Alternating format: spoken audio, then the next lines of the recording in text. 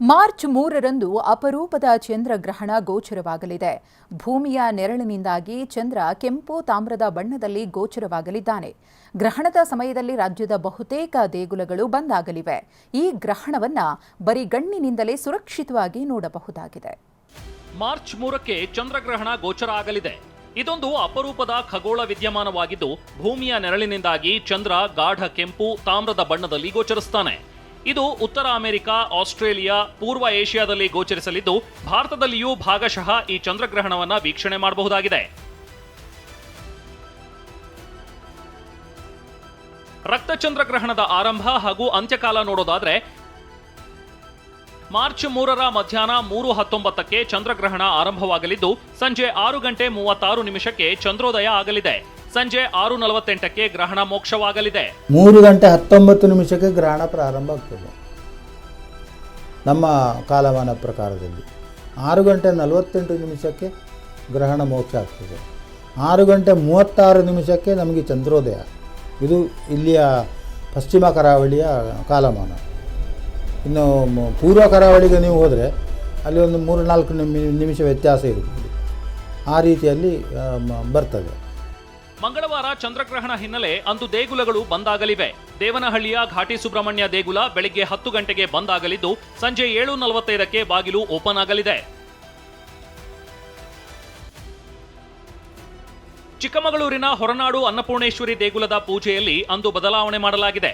ಮಧ್ಯಾಹ್ನ 12 ಗಂಟೆವರೆಗೆ ದೇವಸ್ಥಾನದಲ್ಲಿ ಅನ್ನಪ್ರಸಾದ ಇರಲಿದೆ. ಗ್ರಹಣ ಸಮಯದಲ್ಲಿ ಅನ್ನಪೂರ್ಣೇಶ್ವರಿಗೆ ವಿಶೇಷ ಪೂಜೆ, ಅಭಿಷೇಕ ಇರಲಿದೆ.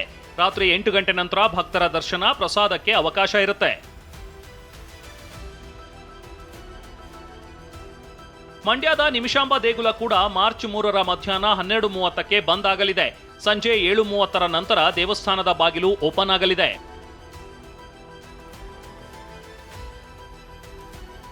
ಧರ್ಮಸ್ಥಳದಲ್ಲಿ ಮಂಜುನಾಥನ ದರ್ಶನ ಸಮಯದಲ್ಲೂ ಬದಲಾವಣೆ ಮಾಡಲಾಗಿದೆ. ಗ್ರಹಣ ನಿಮಿತ್ತ ಮಧ್ಯಾಹ್ನ 1:30ರವರೆಗೆ ಮಾತ್ರ ಮಂಜುನಾಥನ ದರ್ಶನಕ್ಕೆ ಅವಕಾಶ ಇರುತ್ತೆ. ರಾತ್ರಿ 7:30 ನಂತರ ದೇವರ ದರ್ಶನಕ್ಕೆ ಅವಕಾಶ ನೀಡಲಾಗುತ್ತೆ. ಮಂಗಳೂರಿನ ಕುದ್ರೋಳಿಯ ಶ್ರೀ ಗೋಕರ್ಣನಾಥ ದೇಗುಲದಲ್ಲಿ ಮಧ್ಯಾಹ್ನ 1:30ರವರೆಗೆ ದರ್ಶನ ಇರಲಿದೆ. ಬಳಿಕ ದೇಗುಲ ಬಂದ್ ಆಗುತ್ತೆ.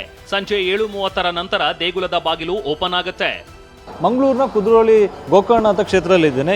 ಪ್ರಮುಖವಾಗಿ ಏನು ಮಾರ್ಚ್ 3ರಂದು ಈ ವರ್ಷದ ಮೊದಲ ಚಂದ್ರಗ್ರಹಣ ನಡೆಯಲಿಕ್ಕಿದೆ. ಸೊ ಈ ಹಿನ್ನೆಲೆಯಲ್ಲಿ ಕುದ್ರೋಳಿ ಗೋಕರ್ಣನಾಥ ಕ್ಷೇತ್ರದಲ್ಲಿ ಕೂಡ ಸಮಯದಲ್ಲಿ ಬದಲಾವಣೆಯನ್ನು ಮಾಡಿಕೊಳ್ಳಲಾಗಿದೆ. ಅಂದರೆ ಪ್ರಮುಖವಾಗಿ ಅವತ್ತು ಮಧ್ಯಾಹ್ನ 1:30ರವರೆಗೂ ಕೂಡ ದೇವರ ದರ್ಶನಕ್ಕೆ ಅವಕಾಶವನ್ನು ಕಲ್ಪಿಸಲಾಗಿದೆ. ಮತ್ತು ಗ್ರಹಣ ಮೋಕ್ಷ ಆದ ಬಳಿಕ ವಿಶೇಷ ಹೋಮ, ಇದರ ಜೊತೆಗೆ ಪೂಜೆ ಕೂಡ ನಡೆಯಲಿಕ್ಕಿದೆ.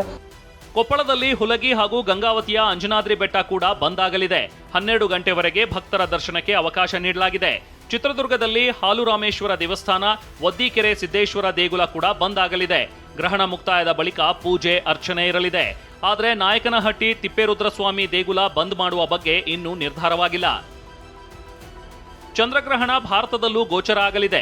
ದೆಹಲಿ, ಲಕ್ನೋ, ಕೋಲ್ಕತಾ, ಬೆಂಗಳೂರು, ಚೆನ್ನೈ, ಜೈಪುರ, ಮುಂಬೈ, ಗುವಾಹಟಿ, ಇಟಾನಗರ, ಐಜ್ವಾಲ್, ನಾಗಾಲ್ಯಾಂಡ್, ಮಣಿಪುರ ಸೇರಿ ಹಲವು ನಗರಗಳಲ್ಲಿ ಗೋಚರ ಆಗಲಿದೆ.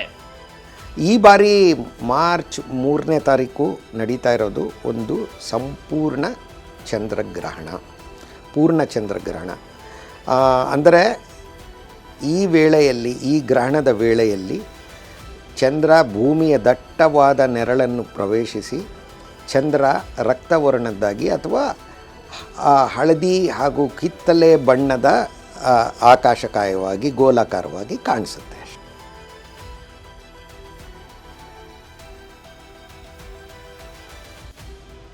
ಯುರೋಪ್, ಪಶ್ಚಿಮ ಏಷ್ಯಾ, ಆಫ್ರಿಕಾ, ಅಟ್ಲಾಂಟಿಕ್ ಮಹಾಸಾಗರ, ಹಿಂದೂ ಮಹಾಸಾಗರದಾದ್ಯಂತ ಚಂದ್ರಗ್ರಹಣ ಗೋಚರಿಸಲಿದೆ.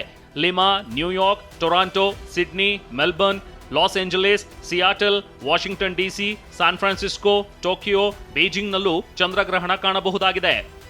ಸುಮಾರು ಅಮೆರಿಕ, ದಕ್ಷಿಣ ಅಮೆರಿಕದವರೆಗೂ ಕೂಡ ಇದು ಗೋಚರ ಆಗ್ತದೆ. ಅವರಿಗೆಲ್ಲ ಖಗ್ರಾಸವಾಗಿ ಗೋಚರ ಆಗ್ತದೆ. ಖಗ್ರಾಸವಾಗಿ ಗೋಚರ ಆಗೋದು ಮಾತ್ರ ಅಲ್ಲ, ಗ್ರಹಣ ಹಿಡ್ಕೊಂಡೇ ಚಂದ್ರಾಸ್ತಮಾನ ಆಗುವಂಥದ್ದು. ನಮಗೆ ಹಾಗೆಲ್ಲ ಗ್ರಹಣ ಹಿಡ್ಕೊಂಡೇ ಬಿಡ್ತಿರುವಾಗಲೇ ನಮಗೆ ಚಂದ್ರ ದರ್ಶನ ಆಗುವಂಥದ್ದು. ಸಂಪೂರ್ಣ ಚಂದ್ರಗ್ರಹಣದ ಸಮಯದಲ್ಲಿ ಸೂರ್ಯನ ಬೆಳಕು ಭೂಮಿಯ ವಾತಾವರಣದಿಂದ ವಕ್ರೀಭವನಗೊಂಡು ಚಂದ್ರನ ಮೇಲೆ ಬಿದ್ದಾಗ ನೀಲಿ ಬೆಳಕು ಚದುರು ಹೋಗಿ ಕೆಂಪು ಬೆಳಕು ಮಾತ್ರ ಚಂದ್ರನ ಮೇಲೆ ಬೀಳುತ್ತೆ. ಇದರಿಂದ ಚಂದ್ರ ಕೆಂಪು ಬಣ್ಣದಲ್ಲಿ ಕಾಣಿಸ್ತಾನೆ. ಈ ಗ್ರಹಣವನ್ನ ಬರಿಗಣ್ಣಿನಿಂದಲೇ ಸುರಕ್ಷಿತವಾಗಿ ನೋಡಬಹುದು. ಯಾವುದೇ ವಿಶೇಷ ಕನ್ನಡಕಗಳ ಅಗತ್ಯವಿಲ್ಲ. Bureau report, TV9.